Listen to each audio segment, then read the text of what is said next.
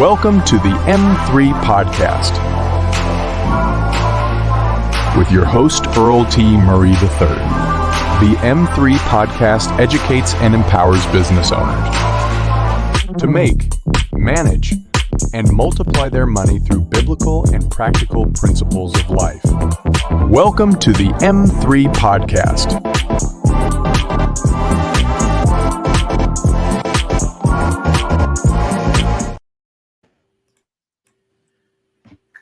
Hello, everyone. My name is Earl Murray III, and I am your host for the M3 Podcast.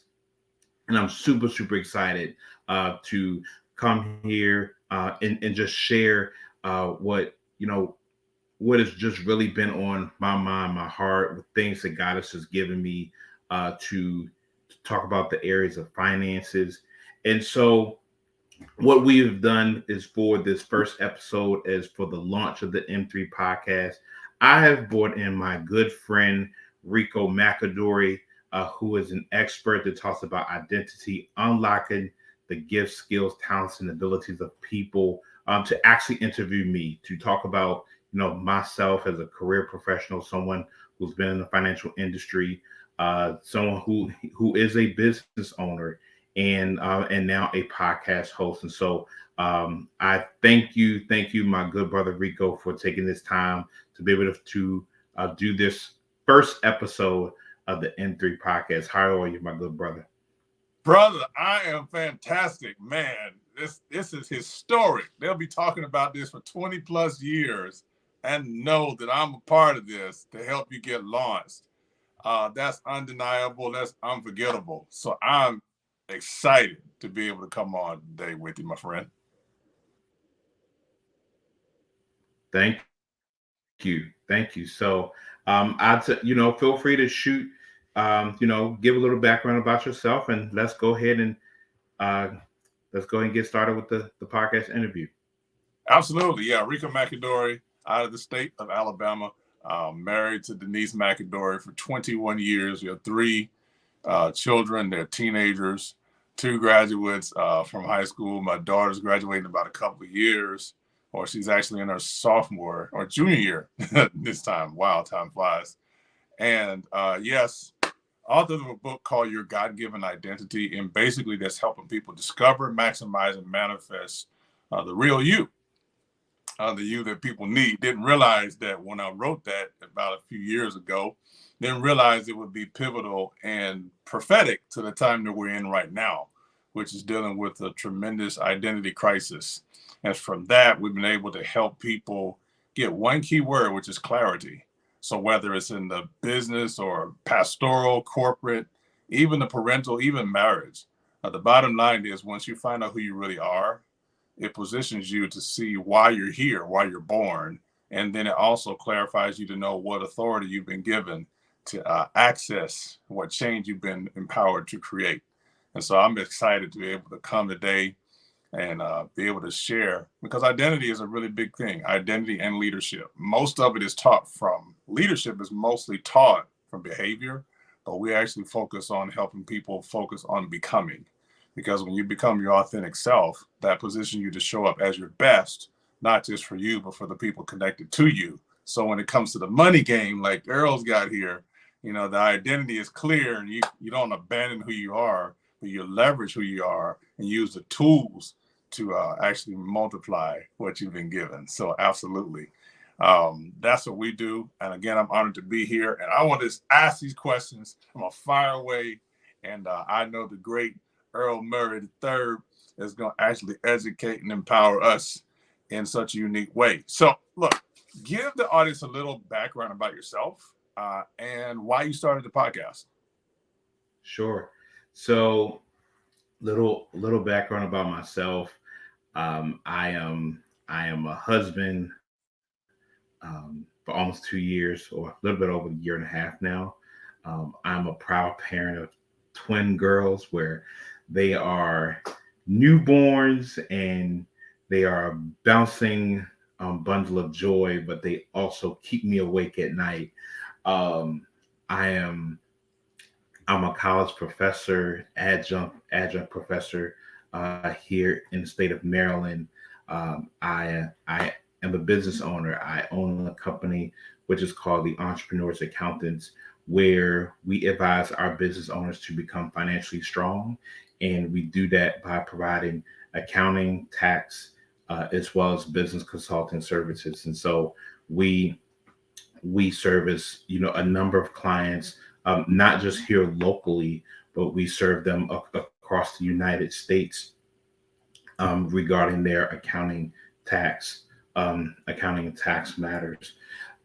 In addition to that, I also coach people who are facing with major life transitions and how they can be able to profit from their pivots and pains.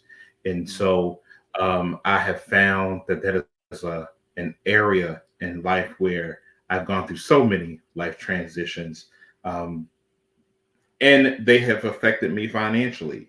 And so, how I can be able to help the business owner or the individual make that transition is something that's very like a charge that God has really placed onto my life. And so now that I have this experience, I've done all of these things. I've worked in corporate America. I've been a business owner, now college professor. How do I now take this information and bring it into the marketplace? And so my master's degree, I have a master's degree in financial planning and law, and it's like a convergence or a meeting up of the biblical, financial, and legal principles about business and money. And I really, it was one of the reasons it drew me to the program. But coming out of it, I knew that that was a place where God needed me to educate people in terms of how to deal with business and money from God's perspective. Now, there's a lot of people that educate people in terms of the management of finances or how to grow or scale from a kingdom perspective, but none of those people really have been able to bring the make, manage, multiply, bring them all together under one roof. Most people are gifted either in making money or managing money or even multiplying. But I've been blessed in my career to be able to do both. Mm. I've had the experience to go out there and raise millions of dollars through grants, contracts, individual giving. I've been a controller, accountant for companies. I've been an advisor where I can help people look at the areas of their business and how they can be able to grow and scale. And so I have that within me. And now how can we be able to educate uh, the people to do what they need to do? So the podcast is going to be just that. We're going to have different episodes on the following the three M's: make, manage, and multiply. And there's going to be some episodes where it'll be myself just doing the podcast, and then I'm going to bring great guests on, such as my good brother Rico. Rico, you are going to come back because there is a tie-in between identity and money, and some of us are losing money, leaving money on the table because you don't know who you really are. And I believe that conversation is going to be a fire conversation as we talk about that. But then we'll have other guests who specialize in one of those three areas, and we'll have those conversations. One of the things that has God has not allowed me to get away from is to be able to educate people from the biblical perspective. And so I want to be able to bring that into the marketplace, and that's what you'll expect for the podcast. Awesome, awesome, awesome. So what great takeaways right there. I'm glad you shared that. What are your favorites? What is your favorite scripture about business and money, and why? Sure. So I would say it's not a one particular scripture, but there was. I'll go to Second Kings chapter 4. verses 1-7, and it talks about the woman where her husband was dead. She was he was a servant of the prophet Elijah, and she was faced with a situation, and she didn't know what she had in her house, and what was in her house was the jar of oil. And she was instructed to go out there, go borrow the jars, bring as much as you have into the house, close the door, and be able to fill these jars up with what from the jar that she has. And from there, she went back out into the marketplace, sold those jars, and she was able to pay off the debt from her husband, but had such enough provision where she was able to live off of that from the rest of her life. Now, how does that apply to us? For some of us, very similar as we talked about identity, we don't know what is in our house. We don't know the gifts, skills, talents, and abilities that God has really placed inside of us as people. Some of you may know a little bit, but do you know the true form of who you really are? And from there, God can shape you and mold you to be able to serve who you need to serve and serve them well. The other principle that I got from that, it talks about how she had to borrow the jars. And as a financial professional who has taught kingdom principles of finances and even heard other people, there's always this bad thing about debt. But we jump, scream, and holler about getting a house where most of us here in the United States or in the Western world, we have to purchase a home and you got to take out a note. And it's pretty significant. And so it's really understanding is that no, you don't want to be in debt, but that has a purpose, it has a season in your life where you can use it to your advantage. And I think it's about having a conversation about understanding when it's the best times and places to use it in your life and in your business. And then from there, she went out there and she sold the jars. And she went out there, she because she borrowed the jars, she had to pay those people back. Because people they just not just giving it out. She had to borrow it. And so because she borrowed it, she paid those people back, and she had to pay off the debt from her husband, and she was able to live off it from the rest of your life. Now, what is it that's lying dormant in us, or what's being shaped or refined within us that could be the next $1 million idea, the next $1 billion idea? And for many of us, that concept is so foreign that God, the omniscient, omnipresent God, could not put something within us that could feed our families for a lifetime. And that's where we are. And I think that this is the time in the season that if we tap into who we really are, then we won't have to deal with some of the issues that we faced in not just in our families, but in our societies as a whole. So with that being said, it's like really a lot of people do and have, but never become. Correct. So we see people who are very wealthy and successful, and we want to do what they do to have what they have, but then we disregard who they had to become, and then how we must focus on who we must become in order to acquire or release that that's already on the inside. And then also what I picked up from what you were saying too, is that, yes, you hear about the debt, like, well, debt being mostly bad, but really, when you're utilizing debt to build an asset that generates revenue, that's productive debt, right? Correct.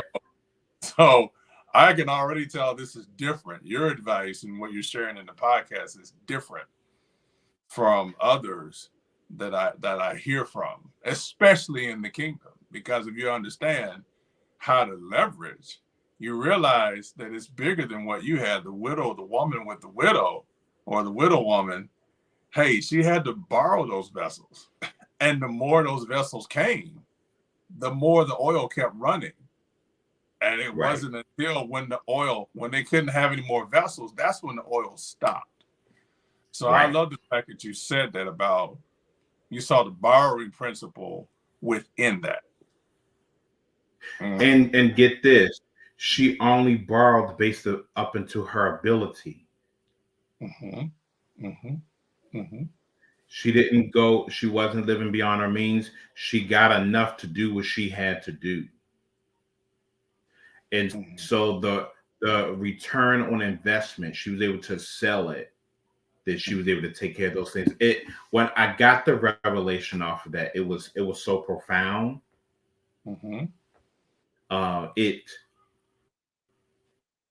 made me seem like it is that I know that it is okay for people to use what they need to use in the season they have to use it to get to where they need to go. But also, she had counsel. She had counsel from the prophet. And so that's another concept as business owners. Sometimes you need an advisor, you need an accountant, you need an attorney, you need, a business coach. You need people who are on your side that can help you out to build what God has given you. Absolutely. So what are some of the mistakes you've made, and how could you avoid them? How could you have avoided them? So what I would say is, someone who has gone through many transitions, I did not understand at times that I was facing a transition and how I needed to navigate through those transitions. I would have in some cases, I would have in my earlier years of transitions, I would have financially secured myself for them. But the one lesson that I learned through that is that I had to learn that God was God provisioning God. So I would have stored up in those scenarios. And so the biggest mistake is not picking up on them so quicker than I did, because for me as an employee, I was loyal. I was loyal to the employee system, and I'm not saying that anything's wrong with people having a job. That's it. I'm a whole college professor. I'm an employee there, and as a business owner, I have employees. There's nothing wrong with having a job. I think it's something that you need as a business owner. If you're going to grow a team. But for me, I was loyal to a system who was not loyal back to me. And so sometimes I felt that I was overworked, I was underpaid, I was undervalued, and I didn't understand who I was. And so what I would say to that individual is that if you feel that way, you may be dealing with a life transition. God may need to call you out of one system, one job, one business to put you into what your next season is. But because you're so loyal to that thing, stuff will go over your head. Where someone who is thinking clearer, they will understand it's time to make a move. So yeah, I would know, and I can now. And so what have I done to fix it? Is number one, I now become that person to go out and help out others, because I can understand what you go through. I can understand how that affects you physically, mentally, spiritually, financially, because it takes a toll on your body. It takes a toll on your soul. And now coming into that space where I can now coach them through that and now show them how to profit from those areas. It's easy. Wow. So what are some of the successes you've had in your business and in your career? So what I would say in my career, I would say being able to see the kingdom in all places. I know that God can be able to use me at my job. He can use it within my business. He can help me in a lot of things. I know that God has given me the ability, outside of coaching and advising, but also to be a great problem solver. As accountants, we have to get down to the nitty gritty, and so some people, it's really looking at how I can best serve this client, or how to best solve the situations that are at hand for our clients. And so we've had, in the business and in my career, we've had some serious audits that we've done, whether it's people getting audited by the IRS or the state governments, or just general financial statement audits. And we've been successful, myself as well as the company, being able to navigate the company or those individuals through those circumstances. Most people have been trained to hate the IRS or to see them as their enemy, but you don't have to if you're properly prepared. If you have the right people on your side, you have the right team that is in place, then you just gather what you need, and you give them what they want. They want to go home to their family just like you want to go home to yours. But as an organization, it's your responsibility to maintain proper records for your company. And anyone, especially when you take public funds, and that's most people. When you take public dollars, whether it's government, whether it is, it being in investments, it's your responsibility. You have to report on those things, because people want to see, are you a company that we should invest in? Should we give our contributions to? Are you someone that we should even to buy your products? Wow. So what's a common myth about your job or the industry you work in? I would say one of the common myths, at least being the owner of an accounting firm, is that small business owners don't need accounting services, that they can do it themselves. And that can work to an extent. And the reason why it works to an extent, because when they say more money, more problem, more money, more problems, that's exactly what happens. There are laws that is to your benefits as you start making different types of money. And if you're not careful, you will make more money and give more of it away. Mm. And so it's important to have, as I go back, I'm gonna beat on this bush hard. The importance of having a team in place, advisors in place that can help you navigate as you climb up the ladder of your success in business, as your success in wealth. You got to have those people so that you won't make some big mistakes. Mm. Mm. Well, let's hit back on this one here. You kind of answered it, but just for those again, just to reemphasize. So what should listeners look forward to with this amazing podcast? Sure. So what I want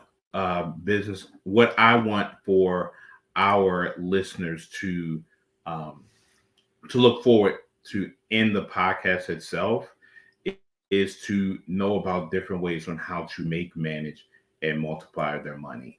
Um, that is, it's essential. And the reason why I say that, because in 2023, you got to have different things going for yourself. Um, you got to look at, I have a business. I may make $300,000, but I want to go to 500,000. I want to go to 1 million. There's some holes that is in your business that you need to fix. Or you may say, Earl, that $300,000 is over my head. I want to be able to get to my first $10,000 month. There's some holes in your business, your processes, your mindset that is preventing you from getting there. Allow for myself and my guests to be able to help you to unlock what those different things are so you can make, manage, and multiply. And with that said, being able to do it God's way. There's enough people that'll go out there and tell you to do XYZ ABC, and it is borderline robbery. It is borderline lack of integrity. It's borderline um, just wrong.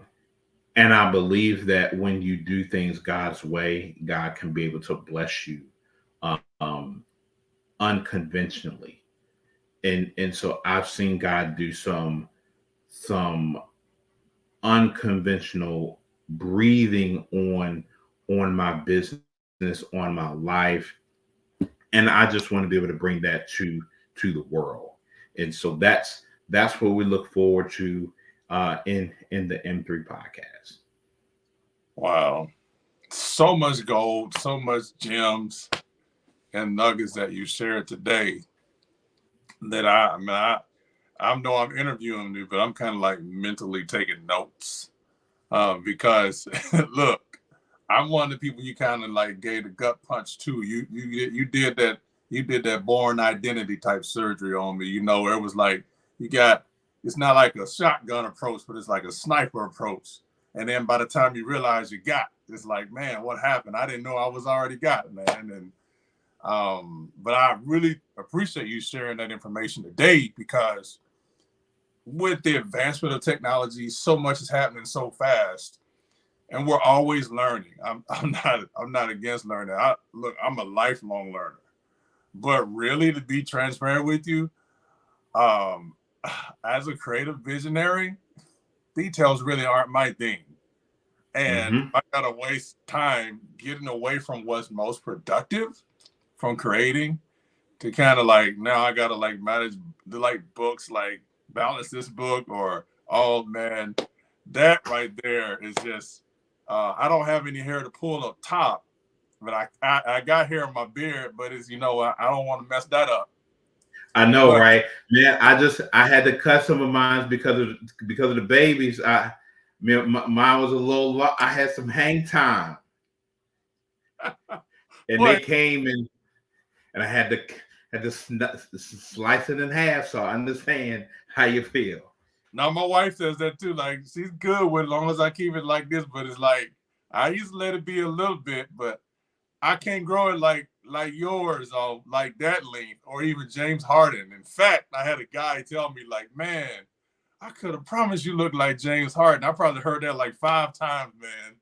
And Uh-huh. but it's so interesting because man, when people know you for something and it's like you're distinct, it's like, Mm-hmm. okay, well, when I first started this, I was like, I don't know if I want to do this. Not too many bald and bearded guys. That was the thought. And then next thing I know is like when you get a car that you never knew. Like I had a Volkswagen Tiguan at one time. Never heard of that car a day before in my life. But when I got it, I started seeing them everywhere. And that's how it is. It's like now when I had this, now I started seeing bald and bearded guys everywhere. I'm like, gee, if you want to change, the first key is to your awareness. Because when you're aware of it, and then you're now open to seeing more that's always been there all along. So Right. we could go on and on, man. But wow, that what you shared Yeah. really was helpful. I got one question for you. Sure. Go One other ahead. question. You and I probably talked about this offline, but I don't want to ask this because it may bless someone. All What right. is the difference between, what did I say, the bookkeeper and the CFO? Sure. So the bookkeeper is exactly what it says. It's the keeper of your books, the keeper of your records, and so that person has that they have a level of skill in being able to deal with um, the transactional data that is coming in and out of your bank account, and they can be able to give some type of some analytics, but some may not go that far. When we talk about the CFO, we're talking about someone that is further further light years away. That person is really helping you with the strategic advancement of your business. That person is helping you with business decisions. Okay, how do we're dealing with tax matters? If I want to go and leverage things with financing, whether it's through loans or whatever things, um, what are you? What are some things that you're dealing with in terms of your personal life, and how does the business decisions that you're making within the business can affect you personally, and vice versa? That person, when you're looking to a CFO service, they're those who they're your advisor. They're like your financial advisor for your business. That's going to help you grow and scale. Um, and the two there are two different levels. If you wanted to look at it, is your bookkeeper, which we all need, bookkeepers, staff accountants, accounting assistants. We need those people. They're going to help you at the very transactional introductory level. Your CFO,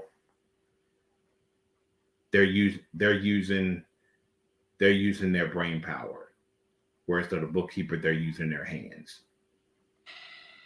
Mm. Powerful insights. Great distinction. Thank you so much for answering that bonus question. Yep. But really, I do appreciate it. And I'm sure the audience, you appreciate it. And I'm glad that you had me as a guest today interviewing you. And I can't wait for the further episodes that you have in this podcast, the M3 podcast. I'm super excited, my friend. And thanks again for having me to interview you. Thank you so much, and thank you everyone for tuning in to episode 1 for the launch of the M3 podcast. Feel free to be able to like this post, like the video, subscribe, share it with a friend. I believe believe that, this information is going to be able to bless many people to come. And be looking out. We're going to drop in more episodes every week. And so look out here on YouTube on Wednesdays. And so we look forward for you guys to come back on the next episode. So once again, feel free to like, subscribe, and catch all the notifications and when we go live. So with that said, until next time, peace out. Thank you for watching the M3 podcast. Make sure to subscribe so that you never miss a broadcast.